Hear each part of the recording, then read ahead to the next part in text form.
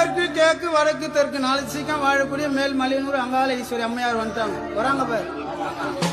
எம்மா எம்மாயாண்டி தேவி அம்மா